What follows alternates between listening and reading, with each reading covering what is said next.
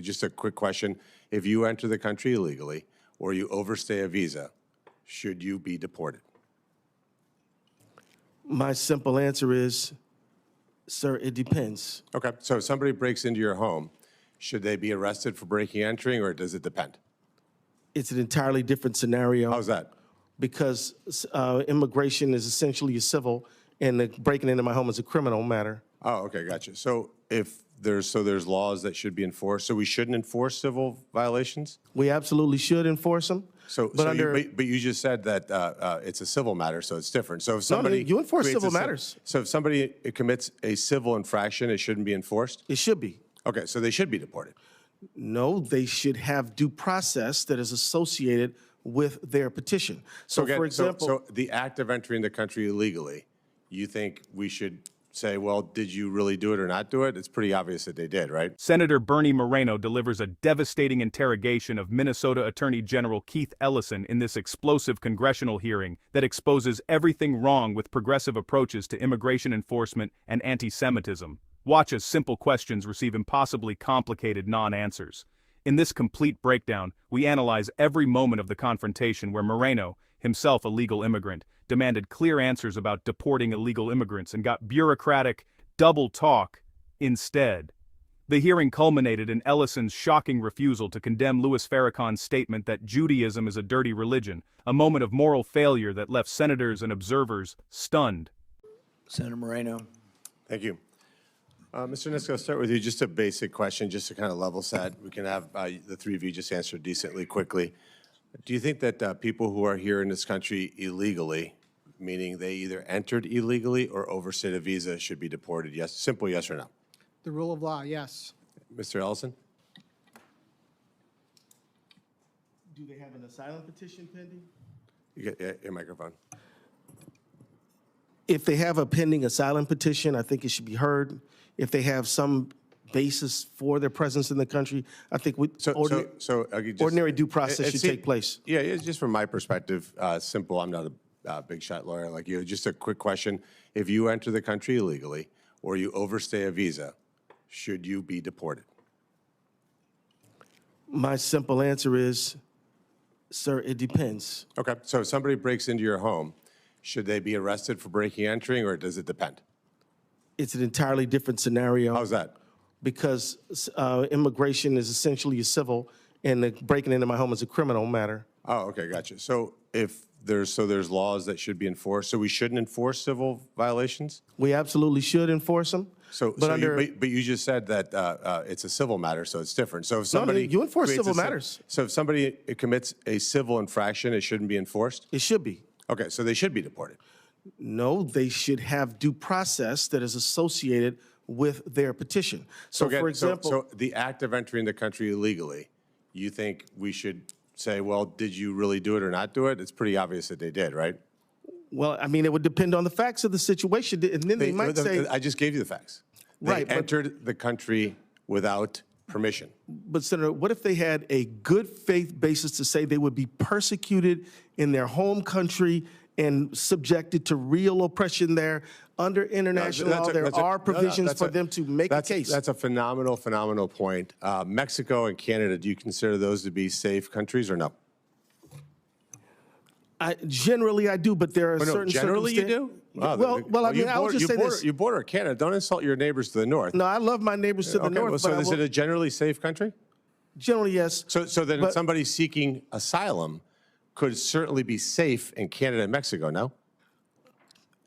Now, so like if somebody, we do know that in Mexico, which is another country I truly admire and think is a wonderful country, but there have been cases of persecution, people who have legitimate So fear. people aren't safe in Mexico? Refugees cannot be safe in Mexico? Some might not be. And I think, and what I'm saying, maybe Senator, we shouldn't have a free trade agreement with them then.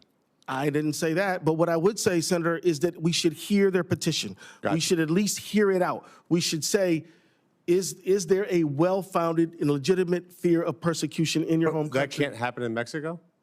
Well, I think that she should just follow the international protocols that existed. And It is, which is that you seek asylum in your nearest country that you are seeking asylum in.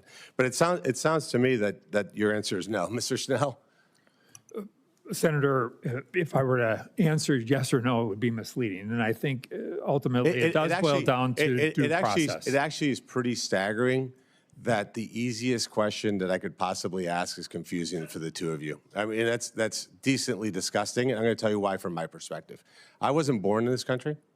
My mom and dad had to follow the rules to bring me and my 6 siblings into the United States, and I find it disgusting that the two of you guys want to reward people who skip the line, pay drug cartel members to smuggle them across the border, are coached to say exactly the right words when they hit Border Patrol. And by the way, the people who do that, the people who are from my neck of the woods, from South and Latin America, get abused, get raped, get held at gunpoint because people like you say, oh, it's okay, maybe we'll allow them into the country, when we should have a very simple policy, which is you can't enter our country illegally and you can't overstay your visa. The fact that the two of you are top law enforcement people in your state and you can't simply say, hey, violating a civil or criminal offense is a problem, is probably the origin of why we have these issues. Let's move on for something else. Mr. Ellison, as the Attorney General of the state of Ohio, I'm sorry, the state of Minnesota, you would never get elected in Ohio. Who's Victoria Harwell? Because you haven't said her name. I'm just curious who she is. Is there a question you'd like to ask me? Yeah, who is she? As I understand it, she's a very unfortunate, tragic victim of a crime. Okay, and what have you done about it? Well, in Minnesota, sir, I prosecute crimes that are... What have you done for Victoria Harwell? I'm telling you about my jurisdiction. I'm just telling you what you've done for No, Victoria Harwell. I'm telling you about my jurisdiction. No, but I didn't ask you a question about your jurisdiction. If I has did, to- you could answer that one, but I haven't. So just tell me about Victoria Harwell. Just tell me what maybe the answer is nothing, which is fine. Just tell me what you've done for Victoria Harwell. We have done everything that the law allows us to do. Okay. And she's an American citizen, right? I assume so, yes. I don't know her nationality. You haven't even bothered to look into who she is? No, sir. What I'm telling you is that I don't know, what her nationality is. It doesn't mean I don't know anything. It means I don't know that. Well, thank you for your concern for the Harwell family. It's obviously pretty sad that the Attorney General of the state of Minnesota has not even bothered to understand who she is, and you haven't mentioned her in her testimony, but you certainly know who Renee Good and Alex Preddy are. I do. Yeah, so obviously your priorities are clearly obvious. Tell me about Temple Israel. What happened there? Well, my dear friend of mine is the That would be the answer to lead your question rabbi at Temple could Israel. Could you just answer my question, please? Well, a lot of things happen there. Do you have something in mind you'd like to bring up? Yeah, any particular incidents happen of anti-Semitism? Well, there have been acts of anti-Semitism there. What have you done about it? Of which I oppose vigorously. We've supported local law enforcement in doing the right thing in those communities. I mean, let me tell you, you're asking me about a place I know a lot about. I've been to Temple Israel an untold number of times, and so if they ever have any security concerns, that is a concern of mine. And Absolutely. so what have you actually done differently to help fight anti-Semitism in Minnesota? I speak against anti-Semitism. I condemn it as repugnant and wrong. Let's pause there. You speak against anti-Semitism. Will you condemn Louis Farrakhan's comments saying that Judaism is a dirty religion? You know, sir, I thought I was coming here to talk about immigration policy. That was a layup question, by the way. No. I thought I was talking about immigration policy. I didn't know that we were going to be talking about all these matters. I mean, I'm reluctant to just sort of, we already had one thing where we didn't mention immigration policy at all. I'm fine with you asking about questions around asylum and things like that. That makes a lot of sense to me. But now we're going off in all kind of different directions. I think there should be some scope to this hearing. And so thank you for your interest. And we both share a need to condemn anti-Semitism. A few of my colleagues have gone over time, Mr. Chairman. So I find it disgusting that we would have a witness who's the Attorney General of a state that will not condemn the fact that somebody said that Judaism is a dirty religion. The fact that we have a witness of that low caliber here before the United States Congress is an insult to this institution.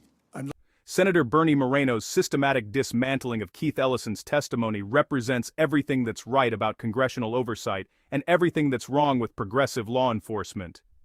From the opening question to the final condemnation, Moreno exposed an attorney general who has abandoned his fundamental duty to enforce the law, protect citizens, and stand against hatred. The immigration exchange alone should disqualify Ellison from holding any law enforcement position. When asked whether people who enter illegally or overstay visas should be deported, Ellison couldn't give a straight answer. He hid behind process, invented complications, and pretended that enforcing immigration law requires endless deliberation. Moreno, who came to America legally with his family, understands what Ellison refuses to acknowledge. Laws mean nothing if officials won't enforce them. Ellison's comparison of illegal immigration to civil violations was particularly revealing. He argued that because it's civil rather than criminal, it somehow deserves different treatment. But as Moreno demonstrated, civil violations are enforced when authorities want them to be. The real issue isn't legal classification, it's political will, and Ellison has none. The Victoria Harwell segment exposed Ellison's corrupt priorities with brutal clarity. He couldn't identify an American crime victim, didn't know her nationality, and offered only vague assurances about doing what the law allows. Meanwhile, he knew immigrant victims by name and championed their causes publicly. This selective empathy isn't accidental. It reflects a deliberate choice to prioritize illegal immigrants over American citizens, a betrayal of the most basic duty any attorney general owes the people. But nothing compared to Ellison's moral failure on anti-Semitism. When asked to condemn Louis Farrakhan calling Judaism a dirty religion, Ellison refused. He complained about the hearing scope, deflected to immigration policy, and offered meaningless platitudes about opposing anti-Semitism generally. This is cowardice masquerading as principle. Condemning anti-Semitism costs nothing unless you actually mean it, unless you're willing to name names and alienate supporters. Ellison proved he's unwilling to pay that price. He'll speak against hatred in the abstract while protecting hateful leaders in practice. Moreno's final assessment was perfect. Having a witness of such low-caliber insults, Congress itself. Ellison came unprepared, answered dishonestly, and failed every moral test. He couldn't defend law enforcement, couldn't prioritize citizens, and couldn't condemn obvious bigotry.